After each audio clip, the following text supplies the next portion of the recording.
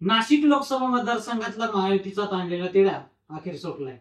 या मतदारसंघातून पुन्हा एकदा शिवसेनेचे विद्यमान खासदार हेमंत गोडसे यांना उमेदवारी जाहीर करण्यात आली। गेल्या अनेक दिवसांपासून महायुतीच्या जागा वाटपात नाशिकची जागा कोणाला मिळणार याबाबत संभ्रम निर्माण झाला होता। आता मात्र गोडसे यांच्याच नावावर शिक्कामोर्तब झाले। नाशिकच्या जागेसाठी राष्ट्रवादी अजित पवार गटाचे ज्येष्ठ नेते छगन भुजबळ इच्छुक होते, तर शिवसेनेकडून हेमंत गोडसे आग्रही होते। त्यांना उमेदवारी देणं जवळपास निश्चित झालं होतं, कारण भुजबळ हे राज्यस्तरीय नेते असल्यानं त्यांना स्थानिक पातळीवर विरोध होणं अशक्य होतं।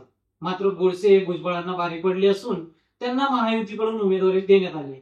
पण इथं भुजबळांचा पत्ता कट का झाला, नाशिकमध्ये हेमंत गोडसे हे कशामुळे वरचढ ठरले हे जाणून घेण्यासाठी हा व्हिडिओ शेवटपर्यंत नक्की पहा।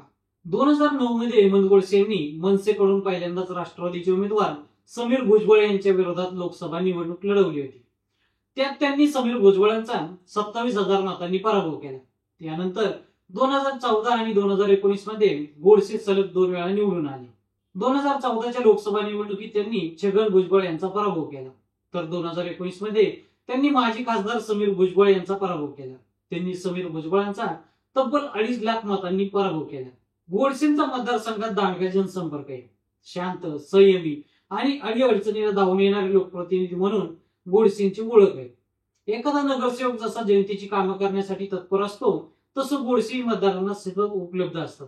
गेल्या 10 वर्षात गोडसेंनी आपलं प्रचंड नेटवर्क उभं केलंय। शिवसेनेचे नाशिक लोकसभा मतदारसंघात 1200 ते 1300 बूथ आहेत। तिथं गोडसेंची यंत्रणा सक्रिय आहे। नेमकं याच बाबतीत छगन भुजबळ कमी पडतात। दुसरा महत्वाचा फॅक्टर म्हणजे जातीय समीकरण। नाशिक हा मराठा बहुल मतदारसंघ आहे। 20 लाखांमध्ये 8 ते 9 लाख मराठा मतदार आहेत, म्हणजे 45% मराठा समाज मतदारसंघात आहे, तर ओबीसी समाज 2 ते 3 लाख इतका आहे। जरांगींच्या आंदोलनानंतर भुजबळांनी मराठ्यांना विरोध केल्यानं नाशिकमध्ये भुजबळांना विरोध होतोय। मराठ्यांचा भुजबळांना होत असलेला विरोध पाहता अजित पवार गटाच्या काही नेत्यांनी देखील भुजबळांना उमेदवारी देऊ नका अशी भूमिका घेतली। एकूणच मराठा समाजामध्ये असलेली भुजबळांविषयीची नाराजी, गोडसेंचा जनसंपर्क आणि निवडून येण्याची शक्यता या गोष्टी पाहता भुजबळांचा पत्ता कट करून गोडसेंना उमेदवारी जाहीर झाली। दरम्यान ठाकरे गटानं राजाभाऊ वाजे यांना उमेदवारी दिली। वाजे हे एकनिष्ठ शिवसैनिक आणि सिन्नर विधानसभा मतदारसंघाचे माजी आमदार आहेत। 2014 मध्ये ते शिवसेनेच्या तिकिटावर सिन्नर मधून निवडून आले होते। त्यांनाही मानणारा मोठा वर्ग आहे।